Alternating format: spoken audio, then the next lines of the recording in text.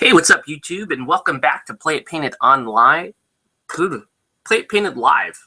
See, I screwed up already. First show, 2015, and we already messed up, but that's okay. Welcome to Play It Painted Live, and welcome back. Welcome to the first show of 2015, like I mentioned earlier. Let me fix my camera stuff here while I am talking to you. So, welcome back. Tonight's show is brought to you by... Where's the thing? Oh, here. I'll show it to you. Brought to you by Robotech RPG Tactics. Robotech RPG Tactics, folks. That is one of the things that I picked up late last year. And I decided to go ahead and start painting some of it up. Now, I did not pick up a whole box set. In other words, I only picked up half of a Kickstarter set, and the half that I picked up was a UEDF. It's been a lot of painting. You guys might have seen a lot of building, actually. You guys might have seen some of this on the updates I've been posting for the Idic Beer 2015 challenge. But I really, I'll be honest with you, I didn't do any painting last night. Did some gaming last night. Anyway, I've got about 30-something, 36, 37 models here to paint now that I built them. And tonight, I'm going to be painting up some of these Veritech models here. I'm going to specifically focus in on the Battloid mode. So what we have here is 3, 6, 9 Battloids that are, I've done the base coat in this kind of a, I think this is mummy. Yeah, this is the Minotaur mummy paint. And the intent is to give them that kind of basic brown. But I went a little bit lighter than the typical art here for them. So I went ahead and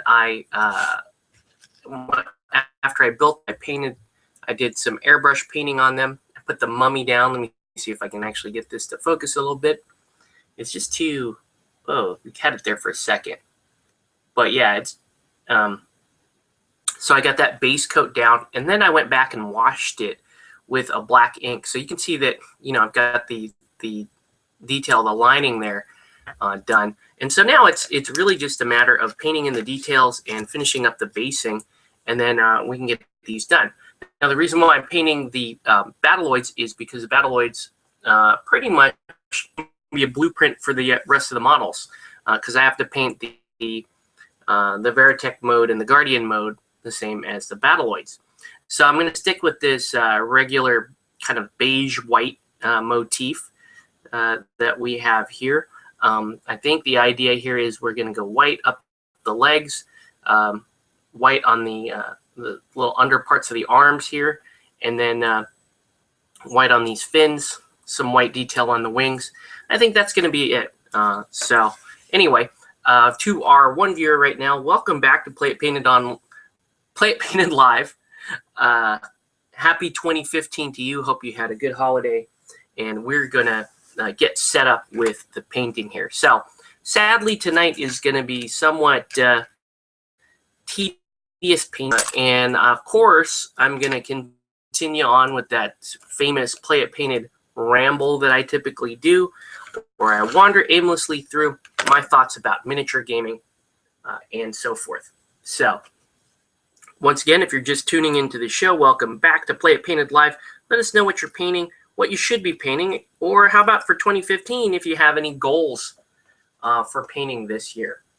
I'll tell you right now, one of my goals for painting this year is, last year was a very productive year painting, and I'll be honest with you, I kind of want to strike a little bit more balance here. I want to optimize my painting and my commission work down to, where I can continue to do that late at night, such as tonight, and continue to just enjoy the hobby and enjoy myself.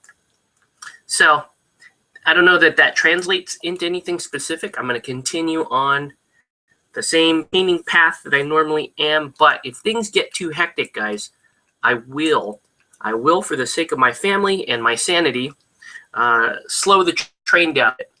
just not too much. Because if the train stopped entirely, I think I would actually go insane. So anyway, that's my sort of scary admission there. I really kind of need this painting. Today, for example, had a very, very, very hectic day. And I really was looking forward to this part of the evening where I could actually just sit down and relax and do a little bit of painting with you guys. So let's get started on the white. Now I'm using Game Color Off-White instead of regular Model Color White. And the reason why I'm doing that is because this is kind of it's actually kind of a smoother white. And I can probably do this with smoother coats. So let me just scooch all of these guys back. Now, in terms of Robotech RPG Tactics, I have 9 full Veritech models. And in order to have a full Veritech model, guess what? You have to have 3 of each model. So one Veritech is actually 3 models: the Battloid, the Guardian mode, and the Fighter mode. And it's cool that the game, it gives you all 3 modes, just like the manga and the cartoon did. But it's just tedious as far as painting. And I got to say, I am a little bit concerned about how tedious this particular job is going to be for painting. So anyway, let's start with a little underarm action here. I think according to the basic scheme, the shoulders on these, the shoulder plates on these are also white. I kind of like this with just the white kind of being that in-between segment there, basically the elbow segment. Kind of prefer that. So I'm going to stick with that, and I'm going to paint in the detail here on the cockpit. I'm going to paint this white, this little stripe here. It's like I actually missed a section here with my wash. That's a little annoying. And then I'm also going to paint this middle part here white. So I'm going to paint this, the middle part of the middle segment of each leg, also going to be white.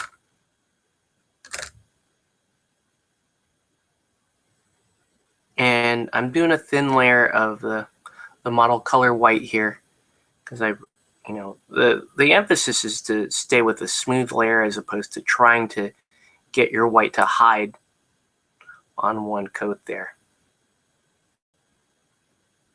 And I figure off-white's better than using a cool white, like a pure white in this case, because it will help me cover faster. And actually, this particular off-white is a smoother paint than the Model Color. That said, I am seeing some brush strokes, so I may have to thin this a little bit more.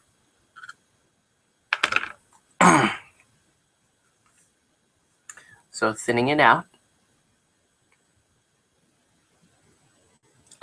So let me catch you guys up on the holidays and how that went, and my thoughts here for 2015. So first off, for Christmas, that was a pretty quiet, pretty mellow holiday. Spent that with some family, and so that was kind of cool. Just kicking back, not really doing anything too laborious for the Christmas holiday. That Sunday of the Christmas holiday was kind of cool. We put together a Relic Knights tournament at my LGS at Comic Quest in Lake Forest. That was a small tournament. It was mainly just to kind of welcome our friend Andrew back, who has been away at school. And Andrew, if you're watching right now, what's up, dude? Hope you enjoyed your time back in town playing some Relic Knights with the rest of us. So we ran that tournament locally. over the Christmas holiday, and continued on with our regular Tuesday, Tactical Tuesday. And I'll give you an update on Tactical Tuesday too, because it's been pretty busy there. Tactical Tuesday is on the up and up. It's picked up, and that's good news. So anyway, Relic Knights tournament. I think Corey won that again. Corey just doing quite well in Relic Knights. So congratulations, Corey. Sarah, his wife, actually not too shabby, finished second, and actually almost took Corey down, which was kind of cool. Corey's been doing quite well in these tournaments, and so he's kind of put a little target on his head here, and he's the guy that people are chasing normally in the tournaments. But he's really taken to Relic Knights, and he's playing the game well, and that's really cool to see. So we gotta be happy about that. Really enjoy watching Corey kind of step up and really get his teeth into Relic Knights. So anyway, that's what happened over the Christmas part of the vacation. And then for New Year's, didn't really have anything planned, but with everybody kind of off school, and maybe a few of us with some time off work, we got in a little bit more gaming than usual. So we've been playing mostly at CQ again. It was cool was we played been playing more Anima Tactics, and it's fun to get back into that game. I had missed playing the game for a while, and was excited to get back into that game. So we played some more Eldorado. I put together my Traveler Officer miniature, the limited edition mercenary miniature, and got to play her for a game. That was very fun. Can't wait to play more Eldorado. And finally, in addition to all of the arcade that we've been playing, and Anima, and a bit of Eldorado, last night I played, got my first try of Infinity in. So Infinity N3, obviously there's a buzz going around that game right now, and people that were into Infinity are back with a vengeance, looking for more Infinity players, trying to grow the local community a bit here, which is cool to see. And yeah, I'm excited about it. So Infinity is on the map. I tried it out, like I said, last night at Tactical Tuesday.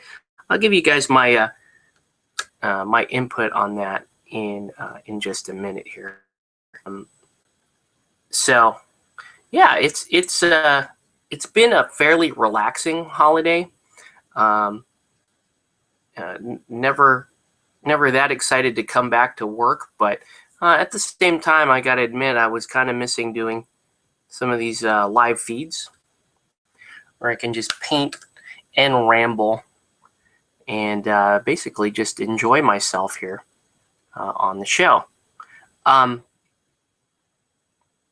As far as Tactical Tuesdays is concerned, we're seeing a surge in activity in Tactical Tuesdays. Right before the holidays, things were somewhat dead. I mean, I would show up and it would only be like 2 or 3 of us, and we'd be playing Relic Knights, which is cool. Can't really complain. At least my game is seeing some representation on Tactical Tuesdays. So that we had that for a while, and just playing some more Relic Knights, of course. And then recently, there's kind of been a local surge in the interest with X-Wing. So X-Wing is right now, X-Wing is kind of surging. We got some folks, we still have the Privateer Press folks playing. We have a few folks that show up and play GW now, which is interesting, and I gotta admit, a little frustrating for Tactical Tuesdays. And I'll explain why here. It doesn't really have to do with my feelings about the GW games personally.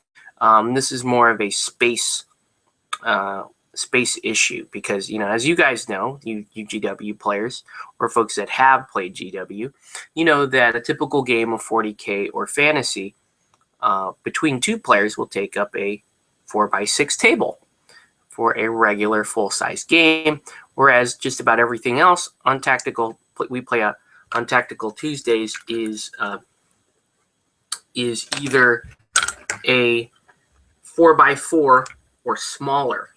So, I gotta admit I'm a little concerned about what would happen if 4 to 6 GW players showed up and they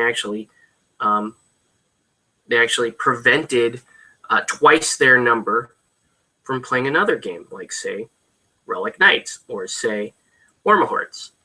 So I won't lie, that's a concern of mine. Is that GW is cool, but GW really should have its own night, and that's just my thought. But it mainly has to do with available space. So anyway, if you're just joining, welcome to Play It Painted Live. Let us know what you're painting or what some of your goals might be for painting in 2015. So yeah, Tactical Tuesdays back on the map. Lots of buzz going around X-Wing and, of course, Infinity N3. So Infinity N3 just recently dropped. The book showed up at retail, and Operation Ice Storm has been around for a little while now. And got a chance to play it. You guys might have seen some of the stuff I was painting here on the channel, both commissions and just stuff for myself to get ready to try out the game. And finally got around to playing it. We've been playing so much RK, and it's hard to turn down a game of RK because you can get in. What I noticed is we can get in like 3-4 games of RK before one of these other games around us finishes one game. So it's very tough to say no to RK when you can get in so much gaming in the same time that a lot of these other systems are only getting in like one game. Anyway, back to Infinity. I finally got a chance to play Infinity, and I got to field my my Pan-Oceania Shock Troops of Accosentimento. Now, one of the things that kind of just a minor annoyance, and it's not going to be annoyance for too long, is the fact that the two armies that I happen to be very interested in don't have N3 rules right now, and I'm talking about my Aleph stuff. No N3 rules for Aleph, and I'm talking about that Shock army. So even though there are N3 rules for Pano, generic Pano, they haven't gone into any of this sectorial stuff. So I understand that that's just the way that they're going to do their launch, and it's not outside of expectations. The only issue is that those just happen to be the two armies that I am interested in Infinity. So anyway, let me load comments here real quick as this white is going down. Once again, if you're just joining, welcome to Play It Painted Live. Let us know what you're painting or what you plan to be painting for 2015.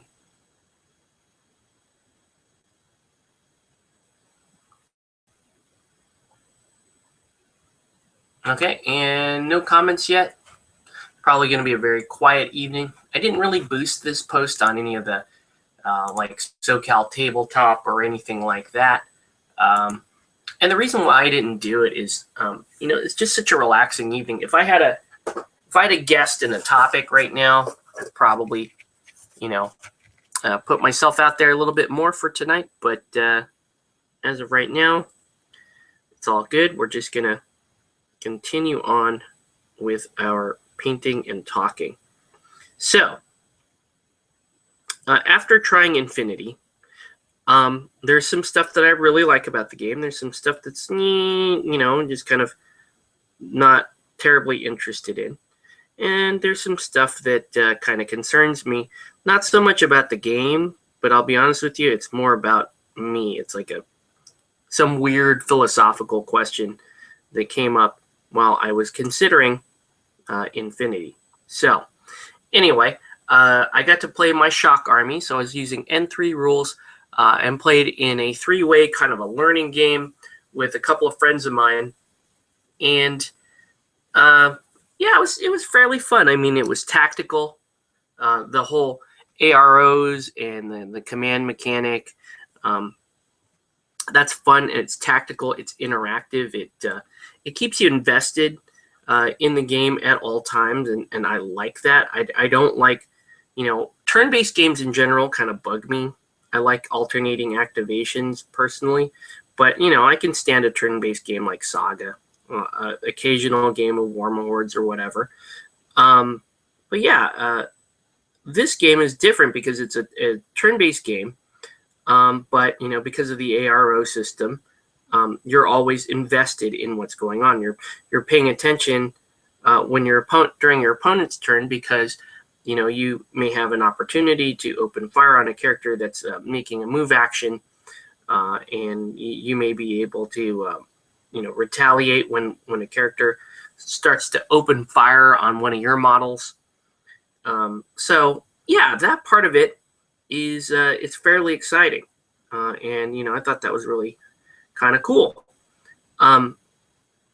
The orders mechanic is also kind of cool. You're not just forced to activate everything. You can actually spend your orders, multiple orders on a single model, to help suit your tactics. If a particular model is critical to your plan for success, then you just go ahead and keep activating that model and hope to get your returns off of that model. So that part was kind of cool. Obviously, I love the models because I've been painting them, and I am always looking forward to painting more Infinity. So, that part of it also I'm considering a win. So I like that. Now, some of the things that, let's say, I was kind of meh about, one is I immediately missed stat cards, because all the other games I play, Relic Knights, Eldorado, Anima Tactics, all of those games use stat cards for the units and heroes and whatever you buy as part of your force list in those games. And I love that because you can just pick, go through your deck of cards and build your list that way. To me, it makes it so much faster, and it's just a quick and dirty thing you can do if you want to play a very fast game.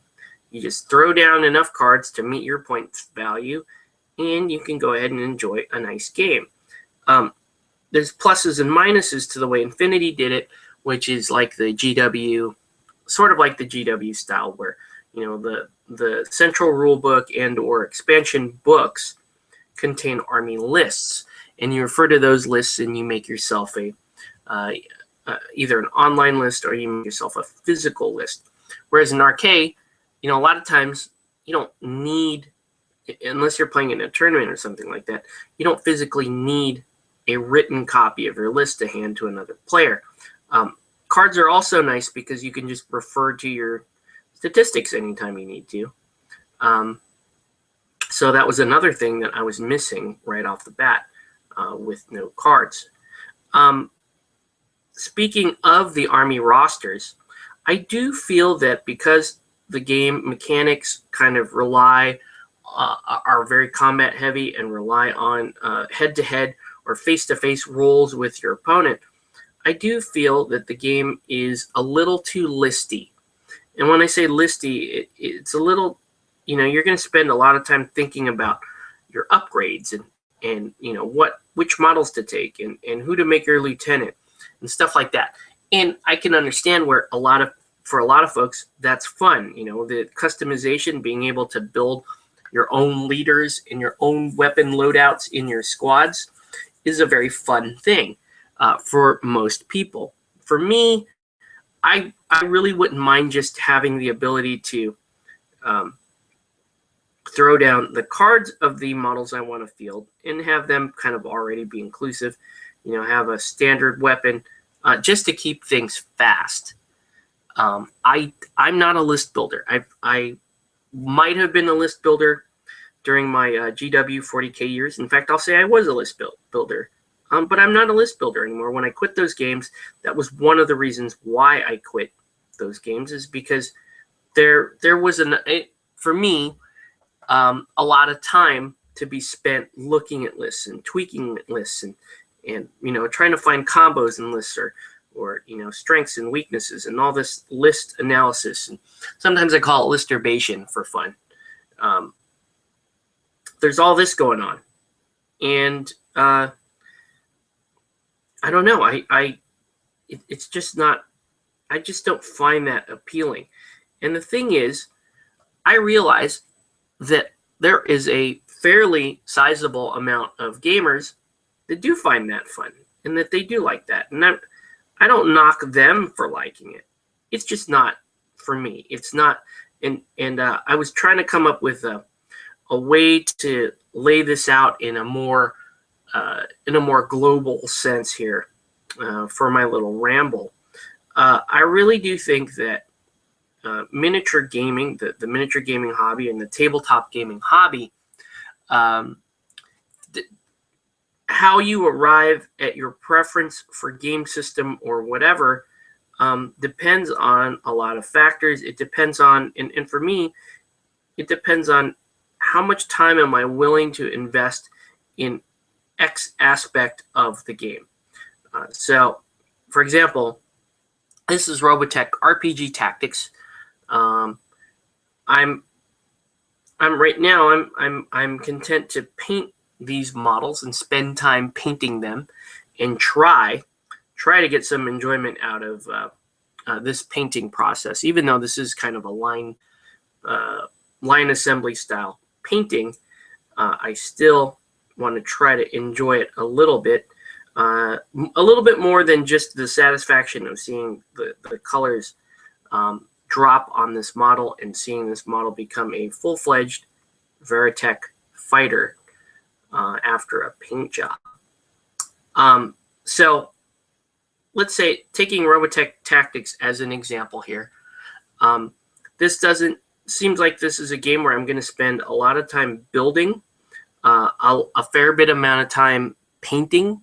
I may spend some time, looking at my army list, thinking about what to take, maybe potential for upgrades, that kind of stuff, and that's all cool.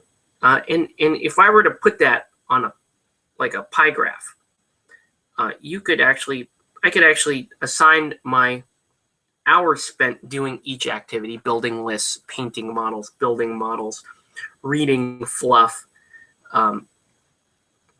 doing meta additional types of activities for miniature games that I enjoy. For example, being ninja and promoting these games. That's another thing on there that I consider. And if you were to take this imaginary chart that has time spent painting, time spent building lists, time spent watching YouTube videos on how to play your army, or what happened in this battle report, those are all different aspects of this hobby that you're going to enjoy to varying degrees, depending on your own preference and your own goals in miniature gaming. You're going to enjoy things to various degrees. For example, if you are planning on being just a heavy competitive player and you want to win a big tournament, you want to be really, really good at the game, you want to be really, really knowledgeable at the game, then obviously you're going to spend most of your time doing things like looking at lists, like acquiring expansion books, codexes, anything that will give you information about gameplay, studying the rule book. That's another one. The folks that really do enjoy the play style of heavy into the game mechanics and into the competitive mode, they're going to spend a great amount of time in that area. Whereas if you were more hobby focused, I think the bulk of your time would be more spent on figuring out color schemes, testing your new techniques on these models, and just enjoying the painting and the finished product of your painting as really the principal aspect of the hobby for some folks. As for me, I like to think I take a more balanced look at my gaming preferences. In other words, I like painting as much as playing. Sometimes I think I like painting more than playing. Sometimes I think I like playing more than painting. And in fact, your game system has something to do with that as well.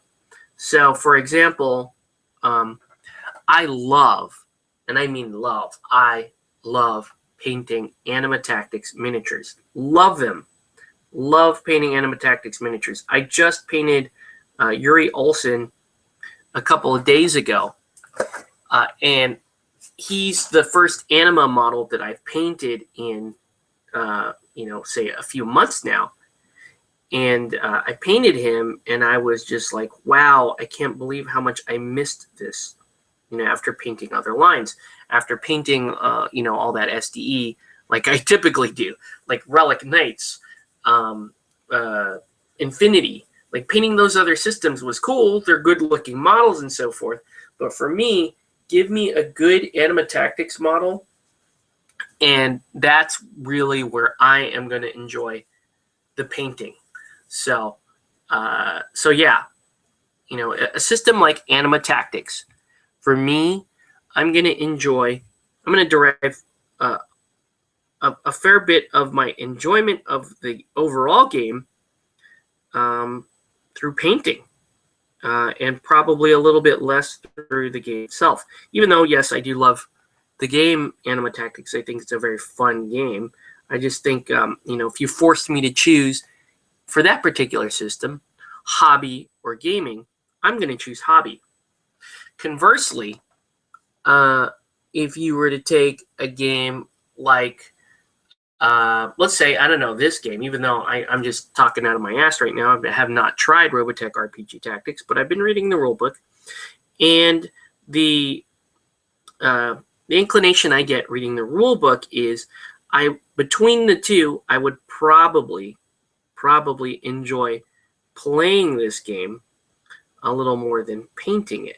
And, case in point, the reason why I'm not terribly enjoying my painting tonight is because, the model count and configuration of this game is forcing me to paint multiples of the same model and engage in, more tedious type of painting. So it doesn't, as cool as it is to see these Veritex coming together and seeing some color show up on them, the painting itself is, to me, just rather uninspiring and rather boring. It's just going to be a cool effect when you see all the models together and fully painted. This reminds me of the type of painting I did when I was playing GW, which was, lots of assembly line painting. And yes, models look cool, but having to collect so many of them to get to a viable force, and then having to, in my case, forcing myself to paint and play it painted, basically, that's a lot of work. That's a lot of upfront work. If you consider that the amount of time that I spent building this UEDF army, just assembling the plastic kits, and then coming back and basing and doing a paint job and all that stuff, it's a significant investment in time. And one of the reasons why I shy away from full-scale full-scale war games is because I don't feel that line painting, assembly line painting of dozens of models is really a good use of my hobby time. And that's what it boils down to me. When I look at that pie graph, that imaginary pie graph I was talking about earlier that has painting, gaming, time spent thinking about lists, time spent volunteering for the company to promote the game, time spent on social media like YouTube talking about the game, recording videos, how-to, and all that stuff. If you were to put that all on a pie chart with 100% of my hobby time, so we're going to plot 100% of the time that I spent on hobby, that pie chart, you could make a different pie chart for every single game that I play, and the pie chart will reflect slightly different values for each game. So, Anima Tactics, you'd see the preferences swing towards hobby because I really enjoy the models. I like the theme and the fluff of the game. And then secondarily, I like the mechanics. The mechanics for Anima Tactics aren't bad. They're just, for me, I feel like the game could use a little bit of an update. Maybe not a little bit of an update, maybe a lot of an update, because it's still a fairly good system. But the scenario system in that game and some of the other things are still trapped in the early 2000s when that game came out, and what game designs, tabletop miniature gamer designers were doing at the time. I would say it's a trend that tabletop games and miniature games are actively looking to streamline rules, to make processes happen a lot faster in the game, and that speeds up the game. And if you can do that while still retaining your tactical and strategic depth, you've done a really good service to your game and its fans, because now they can enjoy the game a little in a smoother, faster, and time convenient manner. I mean, my time to me is so important that when I look at stuff like this, I think about realistically, okay, how long is it going to take me? That was a warning sign for Infinity, because I was watching some folks play Infinity before, and there's lots of cautious movement. There's those AROs reacting during the guy's turn, and that can really, as cool as that stuff is, it can really bog down a game, especially when in this game where you're rolling one model shooting at another model after you've established line of sight and measured range. Then then you have all these dice rolls and modifiers that come into play. The 2-hit burst roll, the ARO retaliatory fire roll. You have suppressing fire. You have going prone. You have all this stuff that's just based around a simple shootout mechanic. And there's stuff that I think they can remove, like I don't know. I just don't know that the all the separate 2-hit and armor saves and all of that. I just think that there's one too many steps in that sequence there. That said, models die pretty quick in Infinity, as I've noticed. Especially if you're as careless with their maneuvering as I was, you're going to lose models. Or in my case last night, I made some foolish moves. To be honest with you, I played not smart. I played not very careful. But because my opponent rolled so bad, and I rolled average, which is actually good rolling for somebody like me, in my own experience, it took him down pretty quickly, and it's good that you can get in fast games, but you want to feel like you had a more active role in a game, even if it's fast. So even if like a Eldorado game is, those games go super fast once you know what you're doing, and even in a game like that, where you're going to be slaughtering your opponent simultaneously as they swing on you. Even in a game like that, you can get stuff done fairly quickly. So anyway, this ramble is really telling us about is, your own map for how you like your games and what your preferences are. And again, it may fluctuate a little bit depending on what system you're talking about. But overall, there's going to be some things that are very important to you that you want to have in all games. For example, for me, one of the biggest things about getting me into a game is to get me to really buy the world, the theme that the game is set in, buy that theme, and also enjoy the mechanics. Not the mechanics, enjoy the fluff of the game and enjoy the models of the game, the aesthetics of the game. If I can enjoy the aesthetics of your game, you have me quite a ways towards embracing your system as a system that I'm going to play as well. So, wow, that was quite the ramble there. I hope it actually made sense. Yeah, so you would have a generic pie chart that says, I want to spend my hobby time doing this activity, and this activity. And first and foremost, so if I only have an hour to spend on my hobby that day, you're going to pick towards the top of the list, whatever fits within an hour. And you're not going to pick some of the other things that you find less enjoyable. And that's part of the reason why, when you have projects, big projects like this, you can be very tempted to just pick up models that you like from other ranges and say, screw that, I'm not painting Robotech tonight. I'm going to paint some more Anima Tactics because I always have so much fun painting those models. Totally legit thing. And again, your hobby. I don't get to tell you, me or nobody else gets to tell you what to do, at least not yet, not till the censor police start showing up on the miniature side. But yeah, you can abandon Robotech Tactics. Like, oh man, it's going to take so long just to paint all the white and then paint all the black for all for all these the guns that they're holding. That's going to get tedious.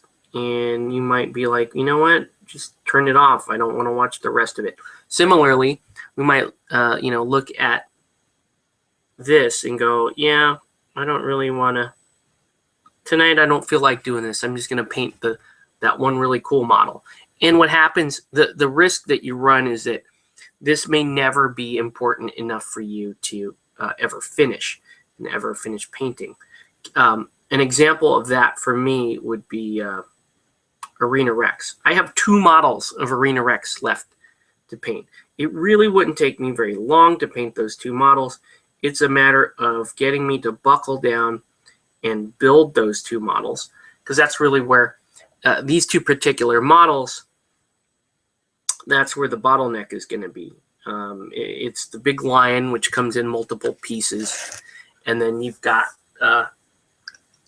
the scorpion with the rider on it, which is also really cool. So anyway, welcome to Play It Painted Live. If you were just joining in, let us know what you're painting or what you should be painting. It's a quiet night, so I am going to open it up and just allow anyone who wants to hop on, tell us about their 2015 or their late 2014, what their gaming plans are, what they're planning on painting or anything like that. We can totally do that. All right, so I'm loading comments here. No comments. Okay, so we are still at a very quiet night. I'll be honest with you. I was half tempted to just, instead of doing a Google Hangout where people could come on and talk, I was just going to schedule a broadcast stream and just, stream my own camera, because then I could do other stuff. Like I could set up a second camera, and we could look at a couple different angles of me painting this stuff or whatever. Thought that was kind of cool. It's still on the thought list of one of the things that I might try doing this year. I've been thinking a lot about the show's schedule, and the sometimes erratic viewership that we have. I'm just wondering, what if I went to biweekly? Would that give you guys more of an incentive to tune in, because I'm more likely to turn on the camera when I have separate topics or guests or whatever on the show, therefore making it a little bit more appealing to you. Let me know what you think about that, because I am seriously considering moving to a bi-monthly schedule for the live show. In other words, every other week off. Mainly because I don't know that people need to watch this show every week. There's a lot of just dead times like tonight where I just feel like painting something, and I'm going to turn the camera on and talk to the internet while I'm painting. Yeah, and if some of this stuff is incoherent, it's because I'm tired, and it's been a while since I've painted on camera, and trying to hold those thoughts in line can be a challenge, right? So, once again, welcome to Play It Painted Live. Happy 2015 to you.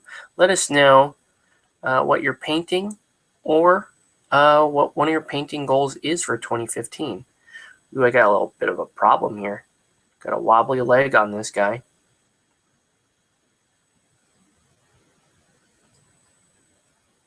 You can see him, he just jiggles a little bit. I want to re-glue his leg real quick, so let's go ahead and do that so that he doesn't come off at some other inopportune time here.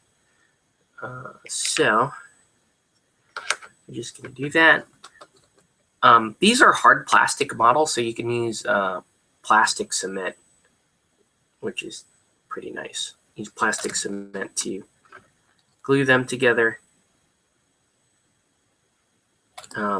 Just put a little bit on there and press these together and let everything set. Yeah, so that's a thought. Moving to oh geez, there goes the other leg. Moving to a bi-weekly schedule for the live show. If that helps me, and if the viewers are okay with that, maybe I would entertain the thought of it. Or maybe just not have, sometimes you turn the camera on and you're not quite there. You're like, man, maybe I just do a quiet evening. I might do that a few times this year, because it's if you're doing something too much and you're not enjoying it anymore, there's no point in doing it, especially when it's your freaking hobby. So that said, I still really enjoy painting all the time. So I don't know. Maybe I'm just talking out my ass. I have no idea. Maybe, but it did come across as a thought. Maybe I move to bi-monthly instead of weekly. The other thought is maybe I move the night, because Wednesday night is cool and all, and it seems to be okay. But do more of the people that watch this show, are they more likely to be tuning in on, say, Thursday night or even Monday night? Is Monday night a better night to do the show? I don't know. So just some thoughts like that. So I was thinking about that for the channel, if that's something that I might do. One of the other things that I was thinking about for the channel was, I need to get back to my Relic Knights, my Introduction to Relic Knights series. So I might do that. Well, actually, not might. I need to do that. I just need to find the right time to schedule that. And I may end up having to film that just at my house by myself. Not a bad thing, but, we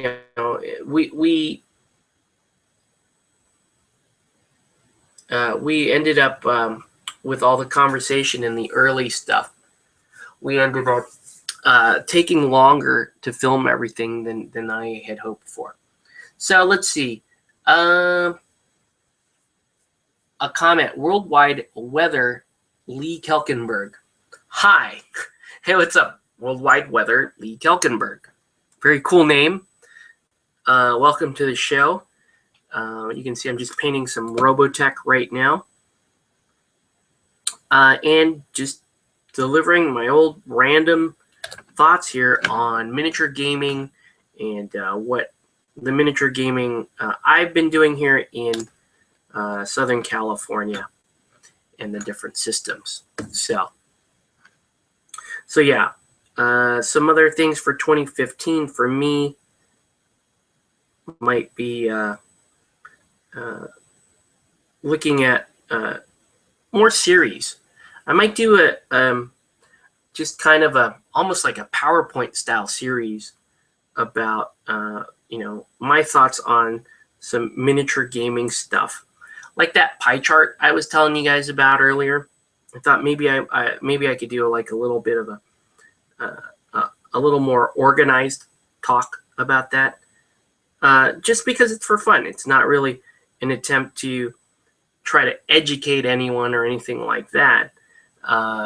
It's more of an attempt to just kind of get people thinking and go, okay, well, if this pie chart theory, what would my pie chart look like? How much of that, how large a slice of pie would go towards the hobby aspect, or how large would it be towards the thinking about list aspect?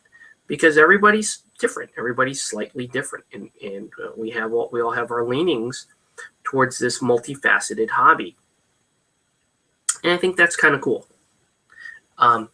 So while we're talking about that, while we're talking about the kind of time that you like spending on your hobby and what activities you like to spend it on, a thought had occurred to me with Infinity.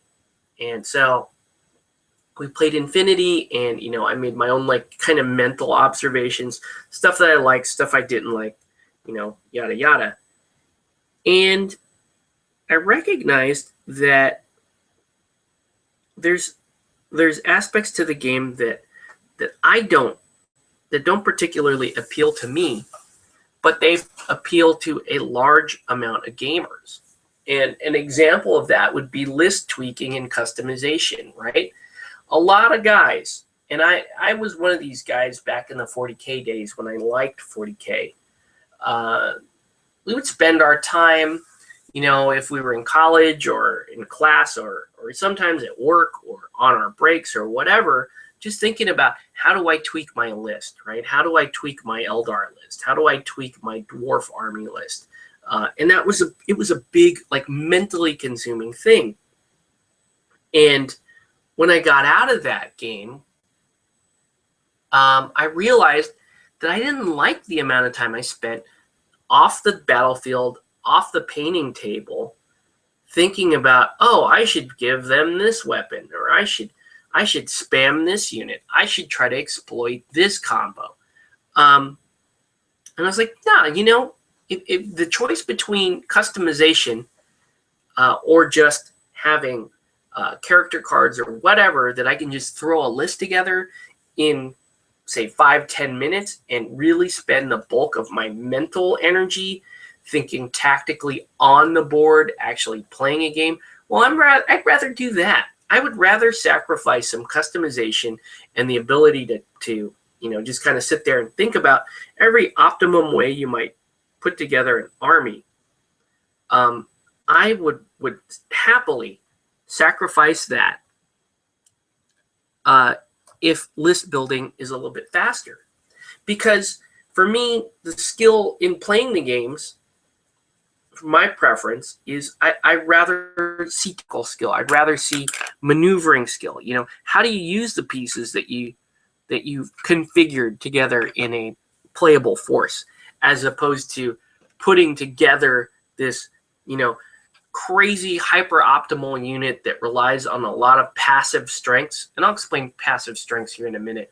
I have explained it before on a show a very long time ago, but I'll explain it again. It's all part of my gaming theory stuff or whatever. So yeah, would rather give up time thinking about lists and combos and so forth, and spend that time, gain time on other aspects that I like. In game, on the board, tactical maneuvering and thought. And then obviously hobby is another place where I'd rather spend that time. Right? Okay. So, but let me just finish my thought here on what we were calling passive strengths and passive efficiencies. Okay? Now, when you look at strong units, when someone, for most game systems, when someone says, oh, X model or X unit is a really strong unit, and they'll use terminology like it's an auto include. It's, what that tells me is that this unit is one of those units that's good and in an inordinate amount of situations, as opposed to other alternatives on the same roster. Like if you have a unit that's really good at a number of things, has high defensive stats, maybe high maneuverability, good offensive capability, and can do it at a reasonable point cost. There's very few games where that unit is going to underperform, or very few to no situations where that unit isn't going to perform. Well, that's the sign of a quote-unquote good unit. Another sign of being a quote-unquote good unit are what I consider to be passive abilities, passive strengths. Perfect example of that is units that have inherently high statistics. Because inherently high statistics are simply that. They don't require much skill in assembling them. They just require that they have high stats. Because high stats are going to help you. They may not win games for you, but they're going to make life easier for you. They're not, and that's why competitive players take them. They make life easier. Why make something harder for yourself? Whereas that's kind of where I like to be. I'm kind of the opposite of that. If I find myself taking something too often, or turning it into a crutch, and I hear the smart internet player guys telling me, oh, this unit's no good because I looked at its stats and I can't figure it out. It has no blatantly obvious advantage.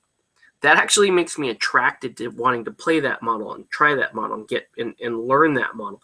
Case in point there would be Marie Claude for Relic Knights. One of the main reasons why I decided to start consciously playing more Marie Claude is because I thought she was not a good model. And I'm like, well, if I don't think she's a good model, because I don't see anything here that's really screaming at me, challenge accepted. I want to play that. I want to see, is it a good model? Is it not a good model? And I've been playing Marie Claude lately, and now my opinion on her is I think that she is a good model. I think that she's very fun. She's probably my favorite questing knight at the moment. And yes, that does include Jean Ramey. I know that I was touting her as my favorite questing knight and Suicide Queen, but I have to say Marie Claude, once I started to understand Miss Marie Claude a little bit more, I started to really appreciate her. So Marie Claude doesn't have a lot of what I consider to be passive strengths, right?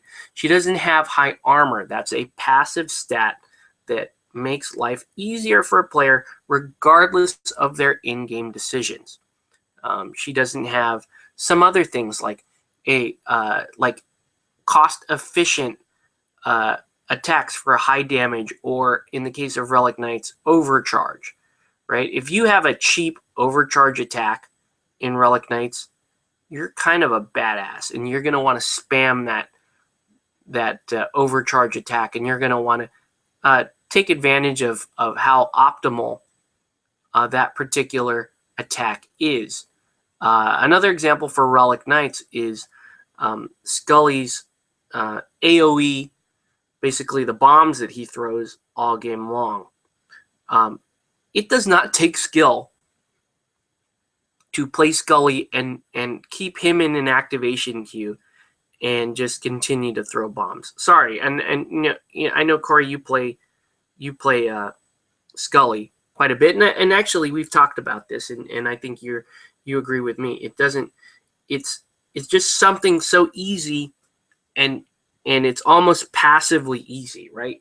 It does not require much thought to go, hey, this is a Cypher who's generating his own Esper, and if I place him well, he can drop an AoE anywhere. And this AoE is for 5 damage at the cost of like a card and a held. That's an inherently strong model. There are not situations where that model is going to perform poorly. There might be situations where the model isn't needed because other units in your army are performing well and they're accomplishing your scenario objectives. But there's never going to be a game where Scully is bad to have. People aren't going to say, oh, that's a bad model to take. No, they're not. They're going to say, well, Scully, he's good pretty much all the time. For Helldorado, one of the models I have been leaning on a lot recently has been the hybrid Imperial Sentinel for my Immortals. Because, yes, he's built for a job, but it's a great job, and he does it super, super well. He's a tank. And he's still capable of some high output damage. And he can get to the middle of the field with what you normally do with that Sentinel. Does not take much skill. You walk him up to the center of the field. You pop your Toad Warrior. You go Toad Warrior. And, it's basically a come at me, bro. And you guard everybody on your team to the best of Toadie's abilities. And it's a passive. A lot of that relies on passive stuff that's just on the model card, abilities that you want to do all the time, and so forth. So, and so competitive lists will include a lot of, say, passive strengths, models with passive strengths and high points efficiency. And you can sit there and you can make that your hobby, or a significant part of your hobby, to consider those things and try to look for those things and then put them in your army list and then think about another list and another build. And lots of gamers like to do that.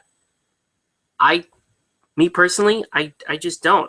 I not anymore. I don't want to spend my time doing that. I would rather be able to put something on the board and then really get my head around how should I be using this model, because it's fun and it's a cool looking model and I spent that time painting it. So yeah. So anyway, that's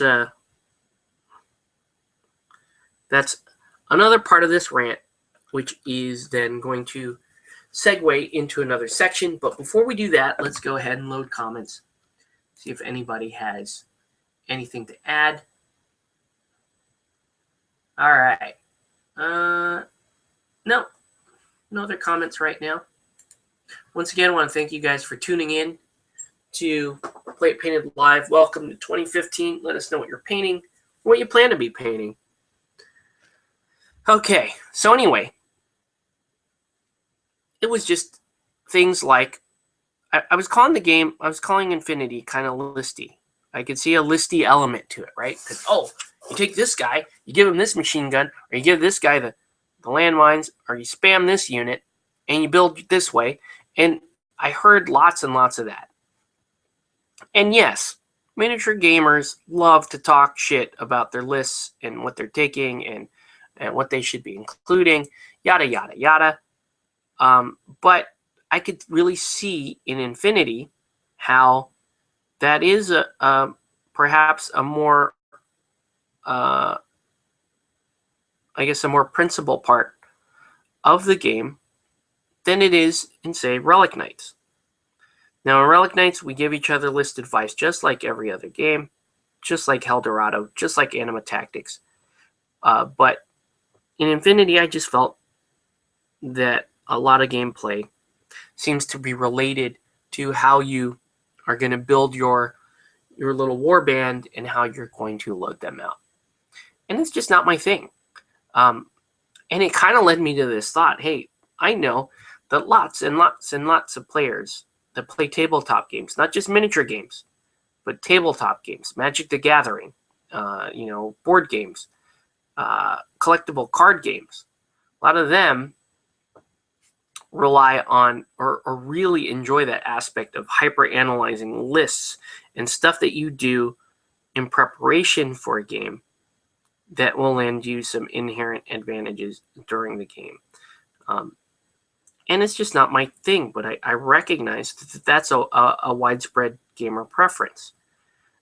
And so I finished the Infinity game kind of feeling like, okay, yeah, I like the game.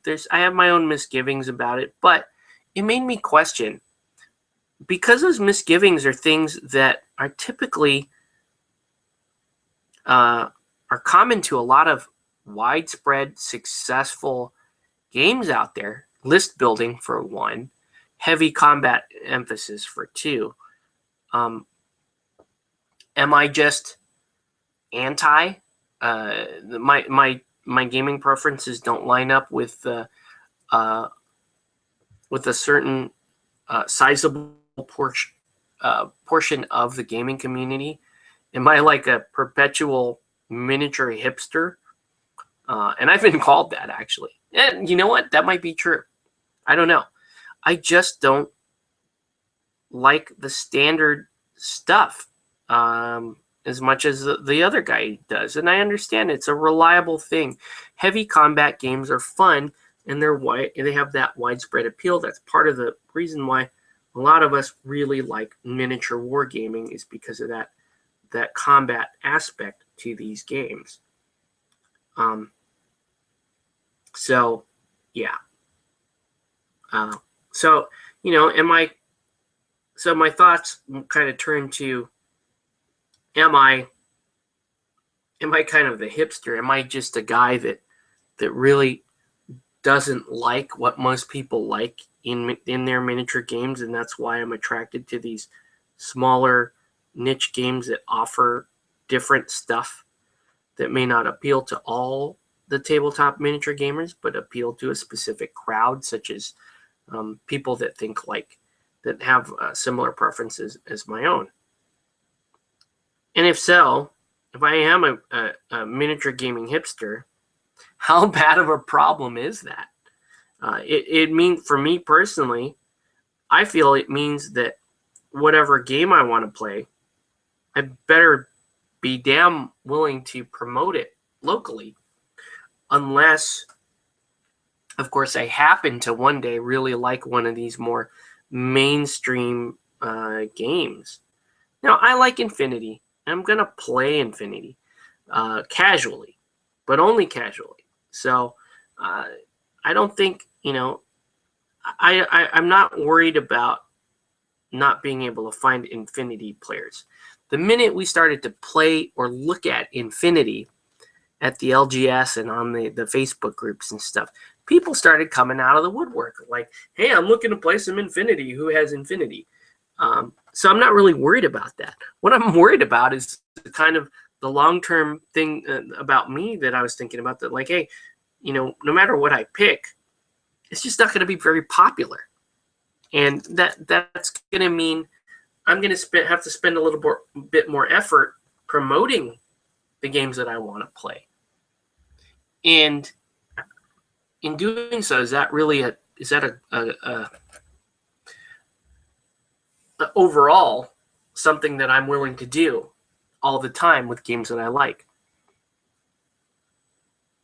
Will I be able to do that, all the time? with games that I like. So, a lot of questions that just kind of popped up.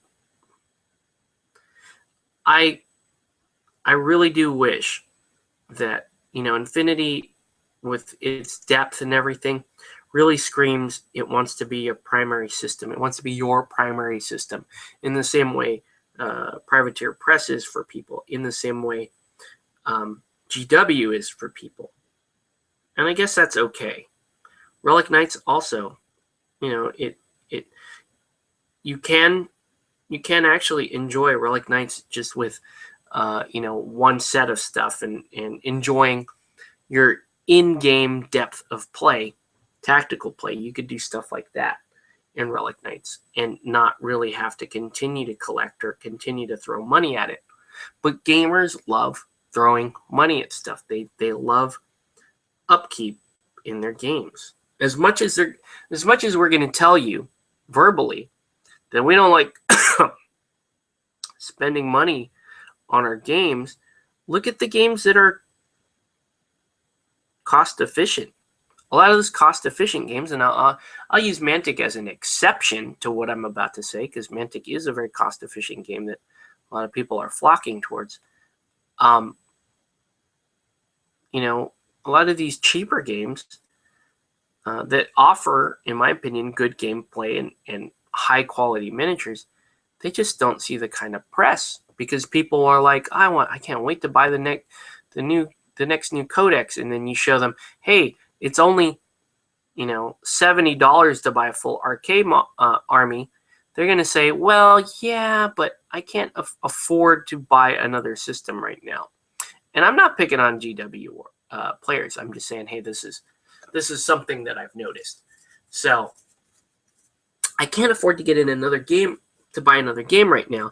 And you go, yeah, but it's only $70 to get yourself a rule book, starter kit, tokens, cards, yada, yada, yada. You'd have 50 points. You could play in a tournament for $70. They're going to say, no, I don't have money to support another system. And then they're going to, as soon as they're done talking with you, they're going to turn around and buy a $100 hardbound, codex, right? And so, it really just speaks to priorities. Gamers want to continue to buy things for the game. Even myself, having a fairly large arcade collection and even having given away some of my stuff and sold some of my stuff, I still get a little bit annoyed when I can't buy a Relic Knights thing. Like in my LGS, I look at the Relic Knights shelf every single time I go there, but it's like I have everything among the stuff released. I have all the stuff that I want. So it makes me sad not to be able to go there and throw some more money at my favorite miniatures game. And I don't think that I'm alone there. I think that a lot of miniature gamers just get frustrated when we can't spend money on our favorite game. Are you kidding me? I go to CQ and we're playing Relic Knights. We're having a good time. We're getting like 2, 3, 4 games in an evening sometimes. And we walk over to that shelf to reward them for giving us such a good time. And they've already rewarded us with a very cheap maintenance cost for the game. So I know some people might get angry at my comment, or they may not agree with it, and that's fine if you don't agree with it or whatever. But I really do think that there is something to be said about, for game manufacturers, to my own detriment, by the way, give your players something to look forward to buying, because that's another piece that you could put on my little imaginary pie chart, is collection. How much do you enjoy collecting the models for your game? And how anxious do you get when new releases come out and you got to catch them all? So, yeah.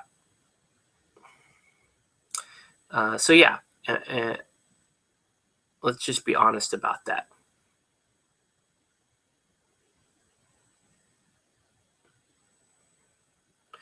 So that was quite a ramble there. And some of it was coherent. I had a few coherent thoughts in there. There's a lot of other shit in there, but yeah, a few coherent thoughts in there. As far as me being a gamer hipster, I probably am. I don't like standard war games as much as the next guy. I don't like the standard war game mentality of, and I don't mean to. I don't mean to catch you in a stereotype. I'm just saying this is what I observe a lot from folks. There's especially the heavy gamer types, the heavy competitive types, and I'm not blaming them for this. It's just very common from what I've seen. It's like, okay, I'm not going to paint anything. I'd rather spend my time tweaking lists, reading internet forums to find out what's good, and then playing in tournaments and trying to smash the shit out of other people. And that's what you do. That's how you're enjoying the game, and there's absolutely nothing wrong with that. And along with that very common mentality, that translates into stuff that people want out of their tabletop miniature games. And one of those things is the ability to upkeep and buy more for your forces. Because especially for competitive players, it's like, you got to keep up with the Joneses. You got to have the latest and greatest. And you have to be polished up on this stuff too, because, you got to be able to, right when that codex or whatever drops, you better know enough about that army when you're not playing it, such that when your friend comes and is like, hey, I can't wait to try out my new so-and-so army, when your friend comes down, you already have that studied up. And you're going to sacrifice some hobby time, some fluff and theme to get around that style of enjoying your hobby. Again, perfectly fine, and probably a little bit more common than my own preferences. And you'll see, games that reward that type of approach to the hobby. The need to continually buy stuff, the focus on trying to balance things, and customization. That's what I'm getting at. Customization is a big thing that a lot of players like, and I just don't think it's that great. I also like the ability to just throw together a list in a very, very short amount of time and focus more on trying to play that list well on the battlefield. So if you're just joining, welcome to Play It Painted Live. This is an all ramble night for me. I'm just going to paint and ramble, painting some Robotech RPG Tactics. These are cool looking models, no doubt. They are. They're cool looking models. I just, it's a bit tedious putting them together. And when you have to do it as many times as you have to for Robotech, it can be disheartening.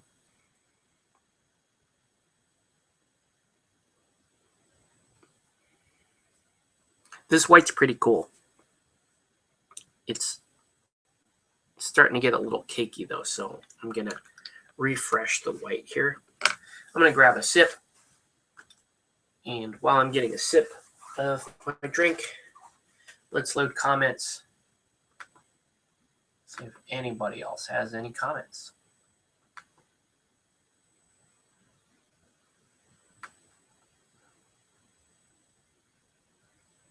No comments yet. Well, not besides the hi, which I do appreciate. Thanks for popping in and saying hi. I really appreciate that. All right, so let's do a little bit more white here.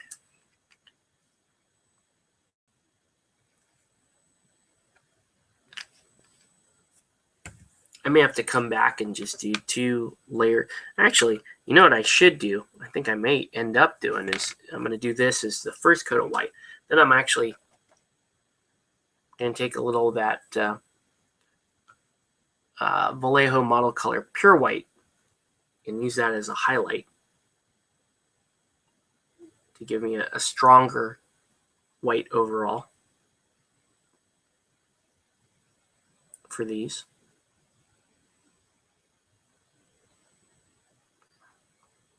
I will admit that I will feel a certain amount of satisfaction when all this stuff is finally all painted and ready to go.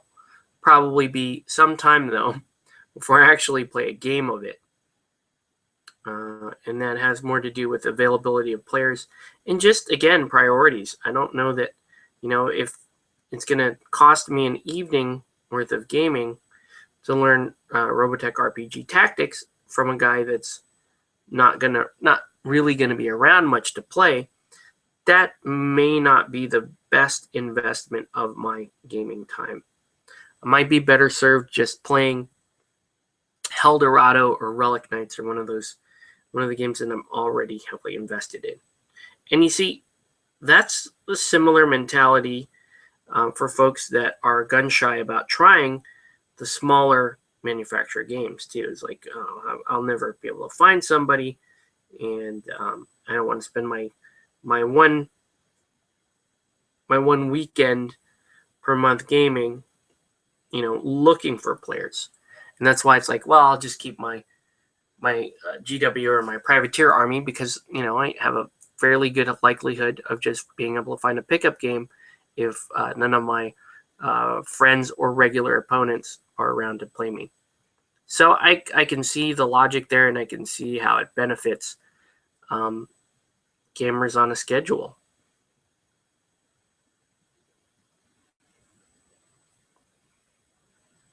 All right. Am I missing anything on this guy? There we go. Okay. Moving along here. More white coming down on these models.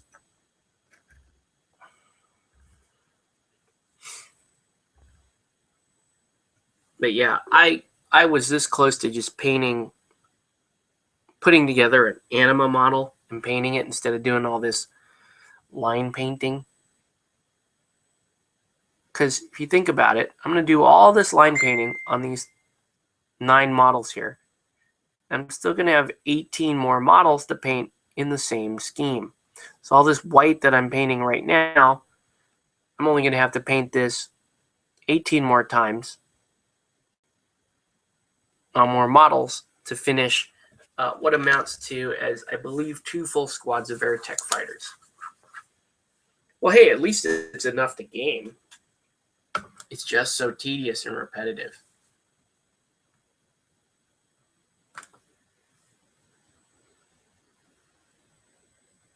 Okay. Let's see. A little PM there. That was kind of cool. But yeah, that's kind of what we're doing tonight. Just painting. I think I'm just going to paint white. I may not be able to get to the other colors here. In fact, this last guy that I painted, did I actually finish painting all the white on the back? I'm missing. No, I did not. See? Did not finish painting all the white.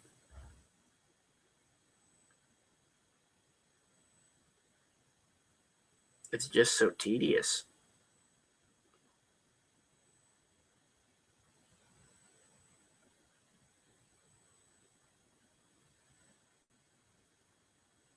That's why, like, for 40K, when I had to paint things like tons and tons of orcs, or even repetitive, like, Eldar Guardians and stuff, this is the style of painting, and this is why I hated painting that stuff. Because this style of painting is not fun for me.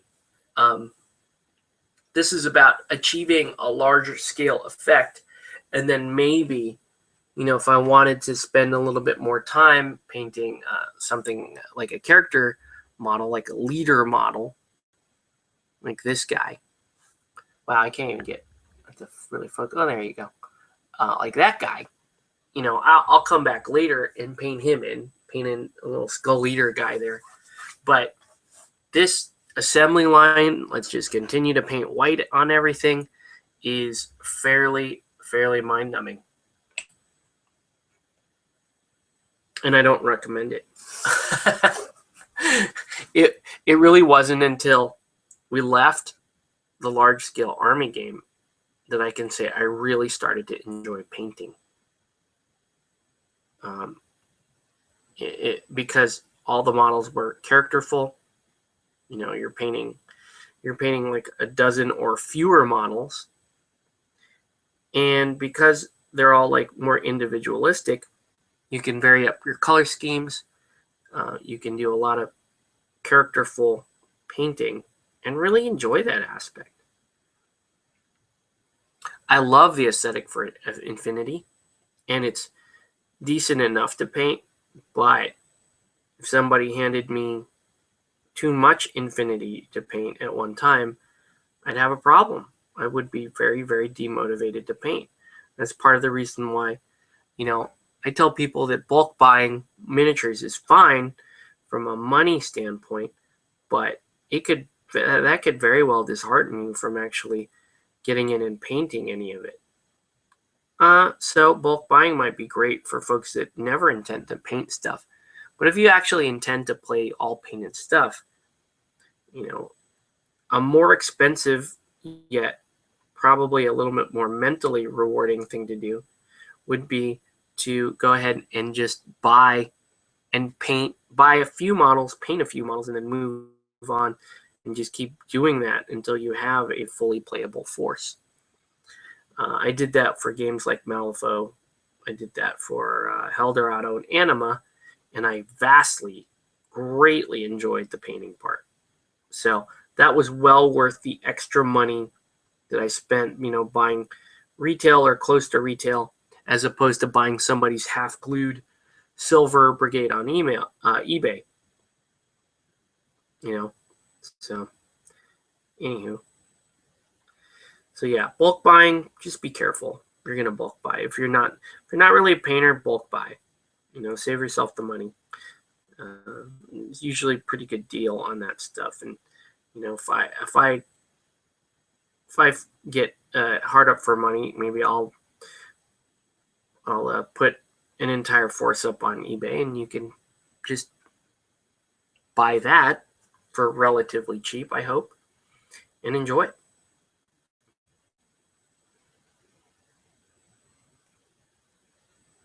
Once again, welcome to Play It Painted Live. Let us know what you're painting or what your plans are painting for 2015.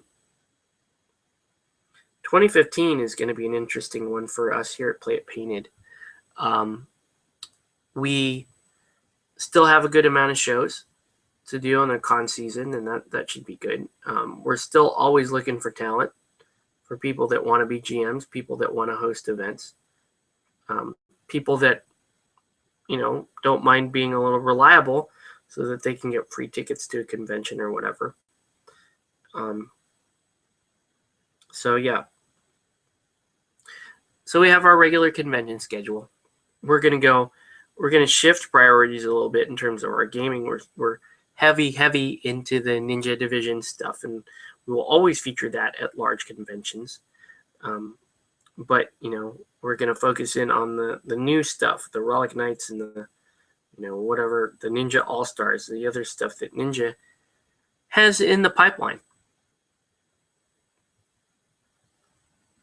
Because I have a lot of fun with their games. I love their systems. Their systems are, they're streamlined is not the right word to use for Ninja Division systems, but rewarding systems that reward out of the box thinking and are fun and have fantastic themes to them and great miniatures, I'm in.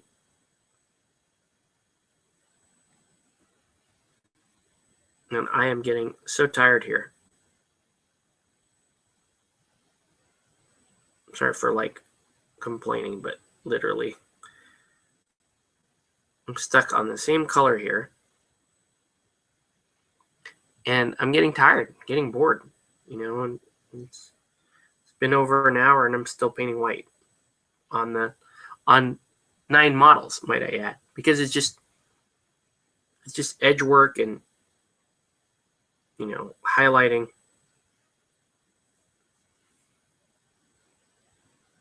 And it's just not very fulfilling. It's not very fun painting. I don't get to do, like, even though I probably could, I don't get to do cool blending or stuff like that. This is just picking detail out. So, that's just me whining again. But they do look cool. My desk is starting to look a little bit cooler with, paint starting to come into these models. I'm going to see if I can actually finish these by the end of the weekend and stay sane. I might have to take some breaks. I might have to throw in some Anima miniatures in between, maybe some Eldorado minis, just to kind of keep my head on straight. I might spend a night or two filming that arcade intro stuff, the gameplay example. So I absolutely need to do that. Maybe if Jose or whatever can come down for the weekend, maybe he and I can film it, or I can just film it myself. In which case it would be much easier to control dialogue and key concepts and all that.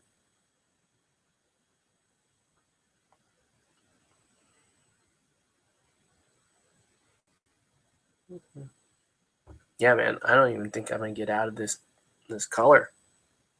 Kind of bumming me out. Because that's what I'm going to get tonight.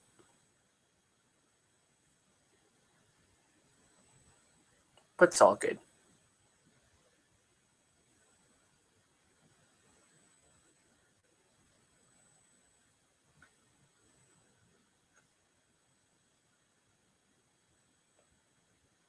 Starting to get fatigued and I'm starting to make some mistakes.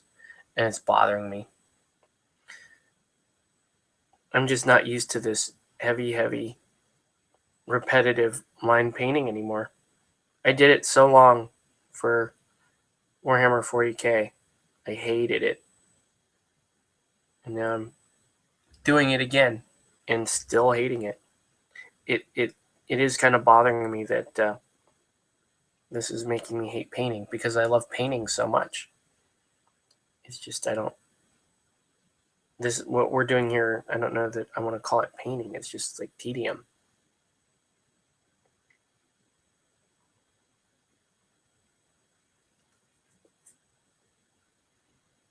So I can understand when people that want to play these larger full-scale games that they don't want to spend time painting their miniatures because it's super disheartening to look at a pile of miniatures and go, yeah, I'm supposed to be painting that. I really don't want to.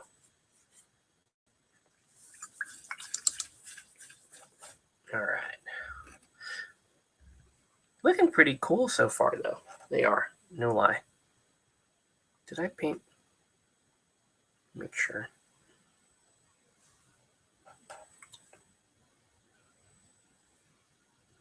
I like these Tan Bear techs. They're cool.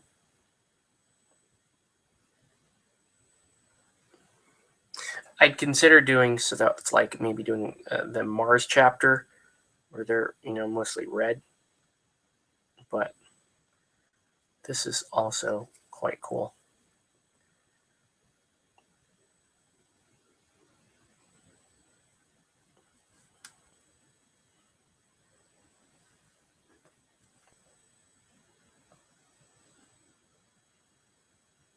Man, that was quite a ramble tonight. Been a long time since I just really went off on tangents and that kind of stuff. Some of this is my exhaustion too. I had an all-day meeting today at work, and I had to present for most of the day. So that also made me quite tired. Mm-hmm.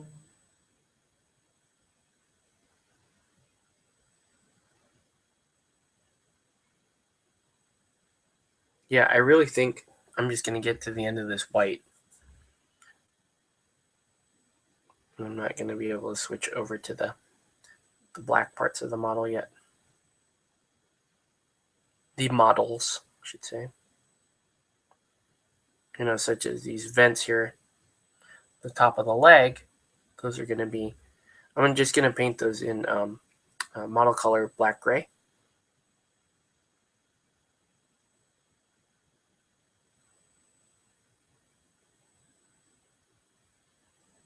I don't think there's going to be a whole lot else that I do on it.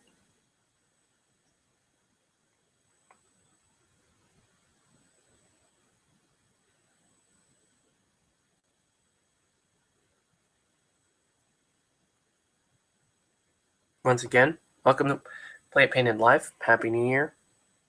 Let us know what you're painting or what you should be painting.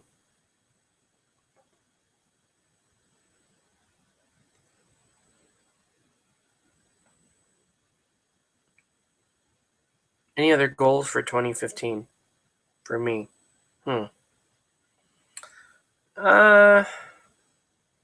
Really just to keep enjoying things. Keep enjoying my hobby and to learn to optimize it further so that I'm spending more time on the activities that I really enjoy and less time or no time on the activities within miniature gaming that I don't enjoy.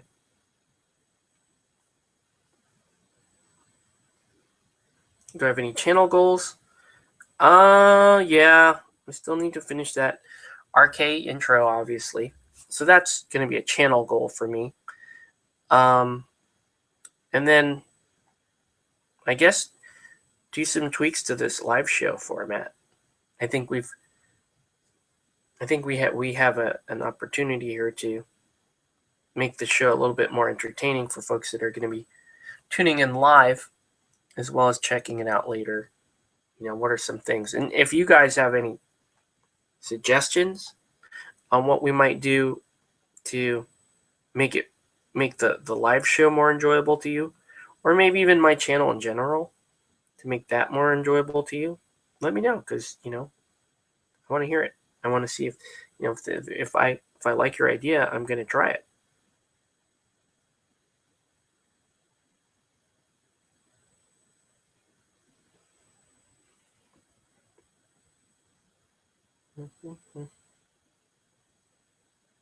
I may have to go out and find a co-host. That would be interesting. I don't know.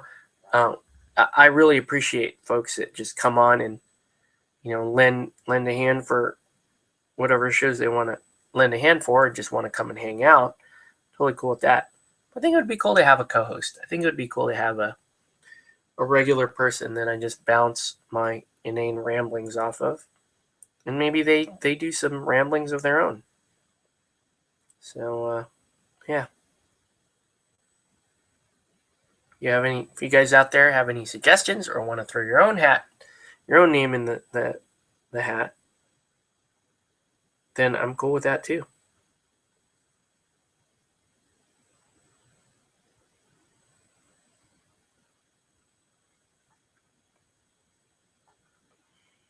Mm-hmm.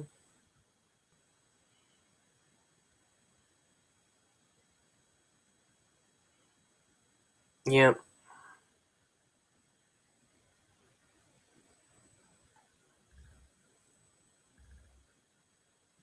Some dead air going on here.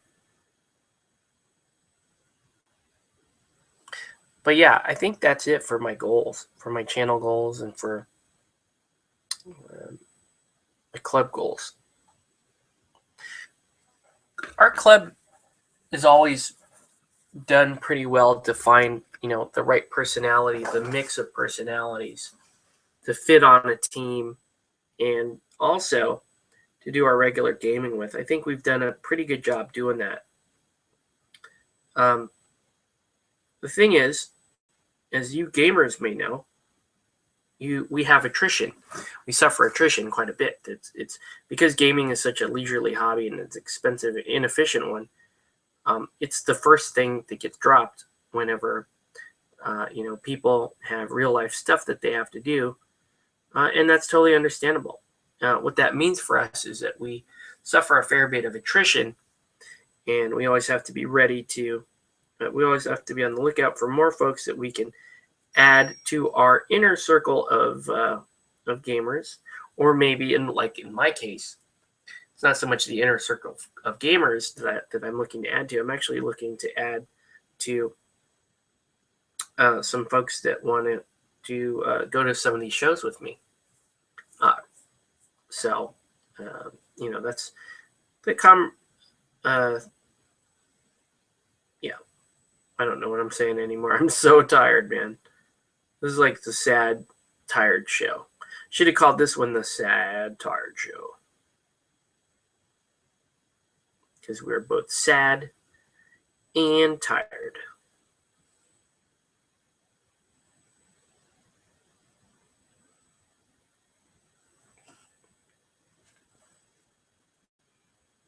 From far away, these models look almost done or done in some cases, which is kind of cool. But this white isn't covering 100%.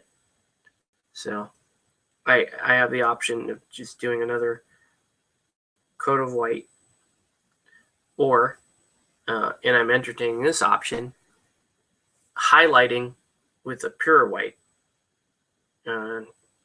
so that it does look opaque, and it does, and also looks like, you know, you've got that level of detail, that highlighting in there.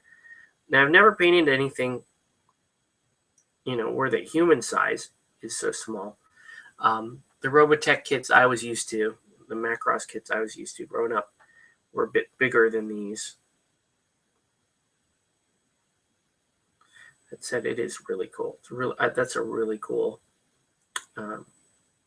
promotional campaign.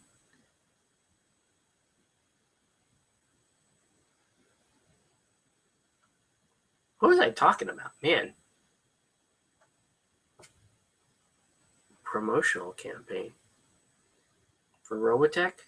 They haven't done one. I don't know. I'm that tired, guys, and I'm sorry. I really am. I'm that tired, man. It's been a very, very long day. All right. Wait, did I?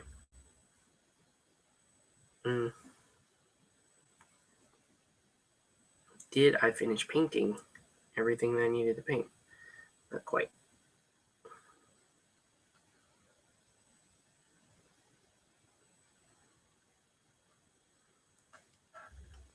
Now, it would be really funny if I actually fell asleep on camera and you guys are sitting here just looking at my desk.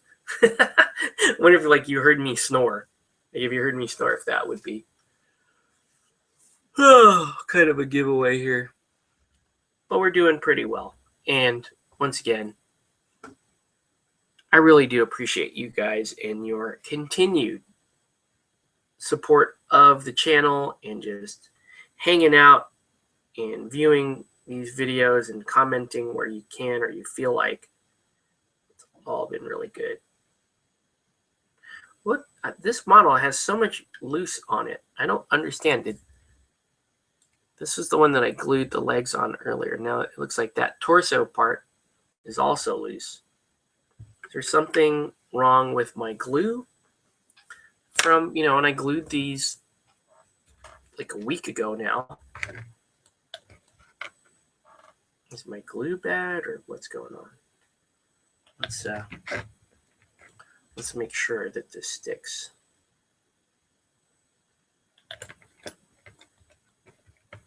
Oh, Robotech. This is gonna, okay, I am starting to get a little excited. The tedious painting aside, it's kind of cool. Seeing these Battloids come to life in front of me is kind of cool. And I hope that the game is playable, at least to where, you know, I can break these out every now and then and maybe find an opponent. That's going to be another trick that I've got to accomplish. I'm going to put Mr. Not Glued aside there and paint the officer So I'm going to do some slightly different stuff on the officer here, so that we know that he's the officer. Not only does he have the different head, but he'll have a slightly different paint job.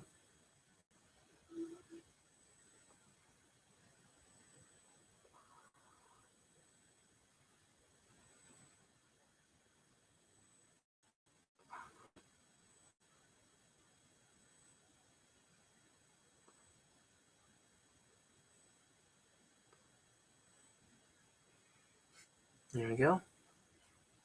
So I'm just going to paint the officer slightly different. He'll have a few more areas that are actually white than the rest of the squad.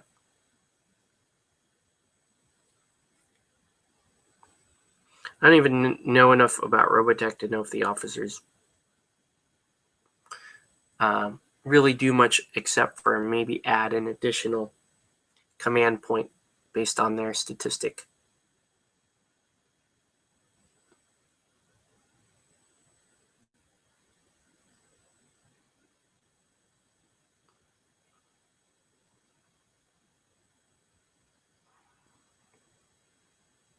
Pretty cool, though.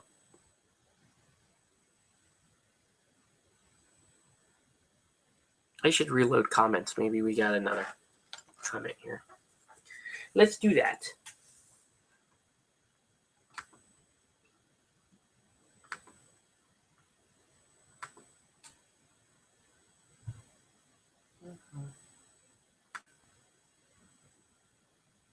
No, no more comments. Okay. Whoa, I want to do that. Don't do that. My fingers are a little clumsy, so sometimes I will click on stuff that I shouldn't be clicking on. All right. So the officer, you can see the white going down there.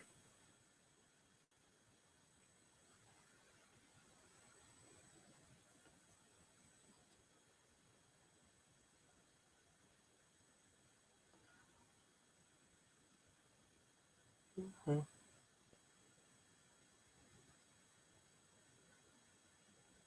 And I'll do the little cockpit shield in white too.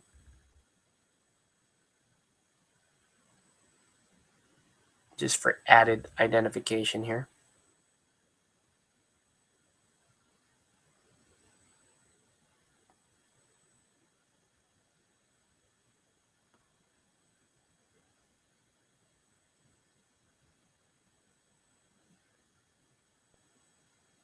Can't believe it took me 2 hours just to do the white on a third of the models. Depressing much? Yeah. Yeah. I mean, compared to my normal output, it's pretty sad. Pretty sad.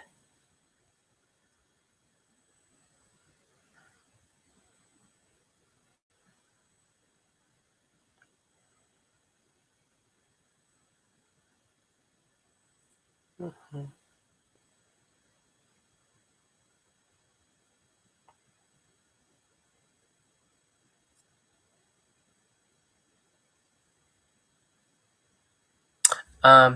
So yeah, any other news? I guess I can mention that we're looking at a couple of events, not this month, but next month.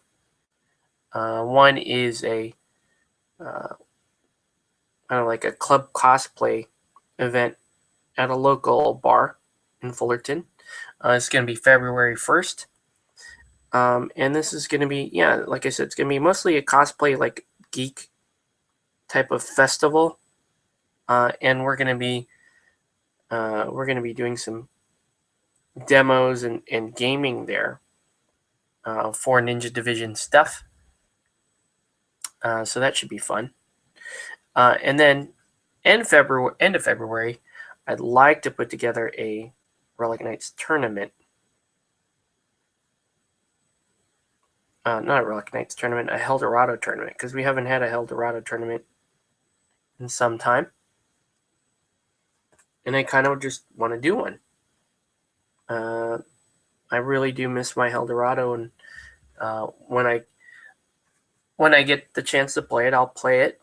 And some of the other local players who really enjoy Helldorado have been kind of clamoring for a Helldorado tournament as well. And I'd be happy to host one. So I think that will be a thing.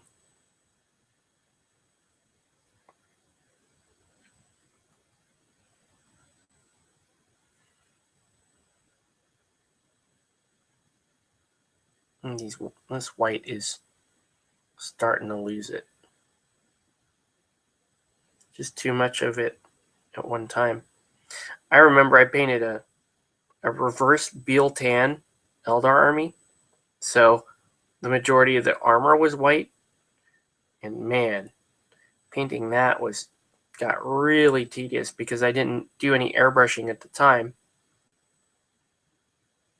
And the model went from being, well, actually the color scheme wasn't reversed because Biel-Tan models are mostly white and with green helmets. I just went white with white helmets, or blue helmets, I think.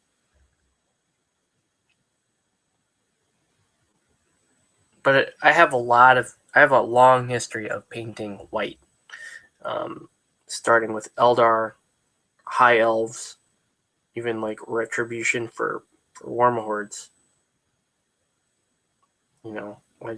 I painted a lot of white.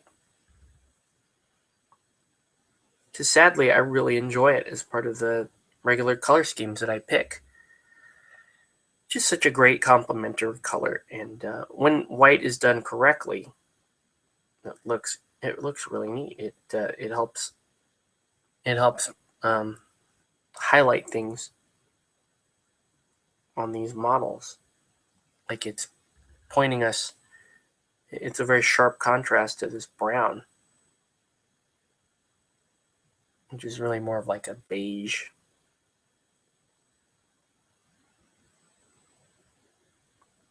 But either way, it looks cool.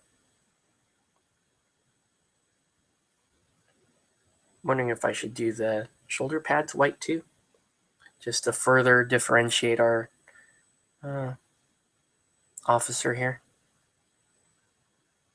We'll see.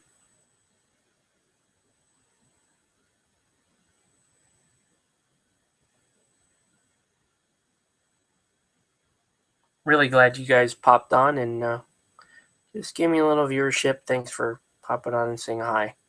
For those of you who are watching this later and managed to make it this far into this quiet ramble, congratulations. I hope you were painting something. I think you were. You were listening to it this far. Or at least if you weren't painting something, that you were doing something that you enjoyed doing while you're listening to this. Okay, yeah, I'm gonna give this guy white shoulder pads.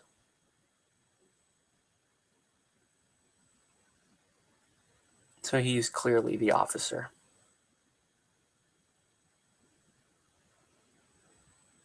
These came with the super, super tiny transfers too. That I should probably look at.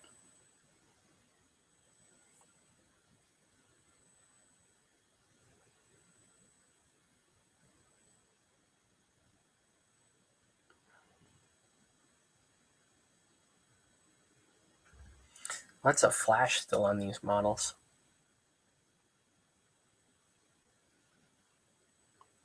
I guess when I cut the pieces loose, I thought I was able to take a knife and remove a lot of those, but you can see there's just little bits of flash. Plastic boogers. They show up from time to time.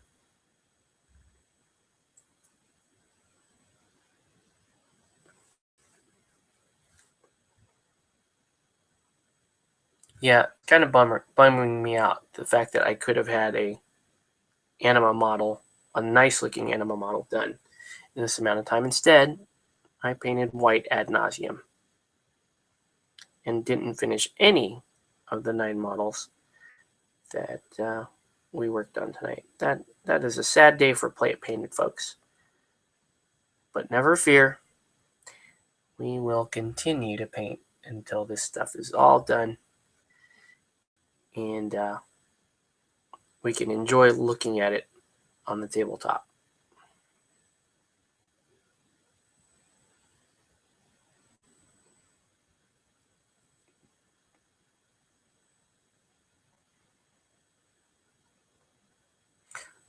The good news is, now that I know where the white is going, when I do the Guardian in the fighter mode, hopefully it'll go faster.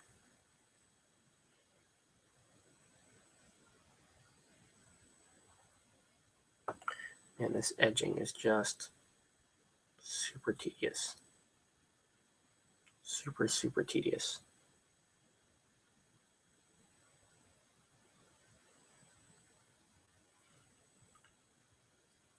But it looks cool.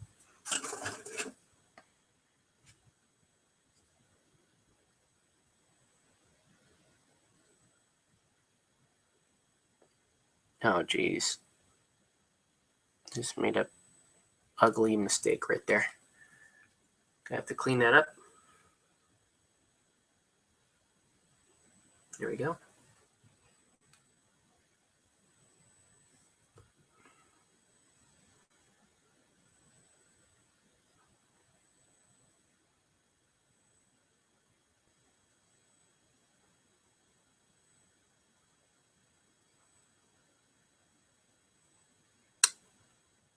So, hopefully next week we'll have a bit more action. It's been really fun lately, though, with the amount of open gaming that we've had access to. I think that will slow down a little bit now that people are going back to school and back to work. But hopefully not too much. Hopefully not too much.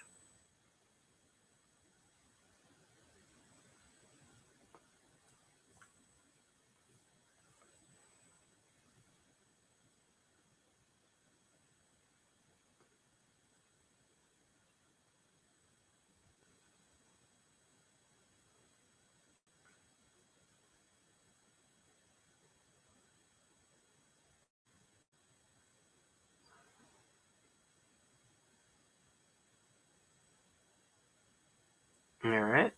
So there we go. Managed to get one complementary color coat down.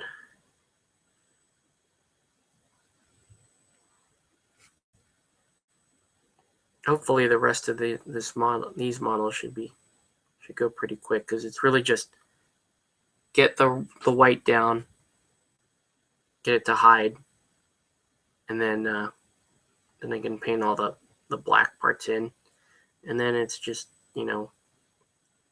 for these Battloids, then it's just really painting the little lighting effects on the head, and we're good. Maybe drop a transfer later on, but I don't even really want to think about transfers at the moment. I want to focus on getting all of this white done.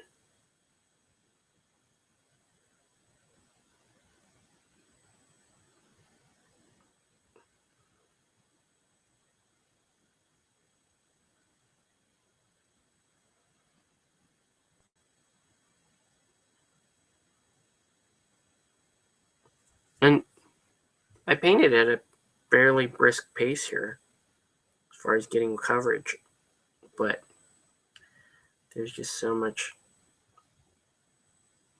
steering around and picking detail.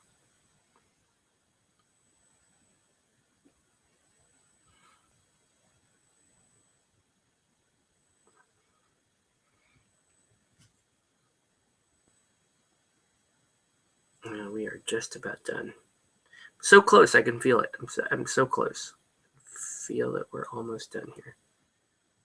It's really kind of exciting.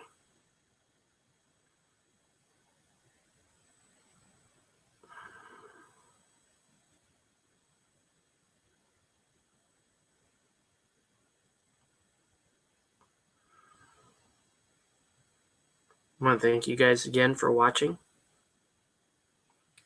I'll load comments one more time to see if there was anything else that any of you guys had to say. If not, we're going to call it as soon as I'm done loading comments. Maybe next week we'll have a topic. I hope that it'd be cool if we had some people hopping on the comments to post some painting questions, or just get painting dialogue going, because that would be fun. All right, I think with that basically does complete the white for the Battleoid models. Yep. There we go. All right, so I'm going to leave him there. So yeah, I think that's going to be it. Let's go ahead and load comments one last time.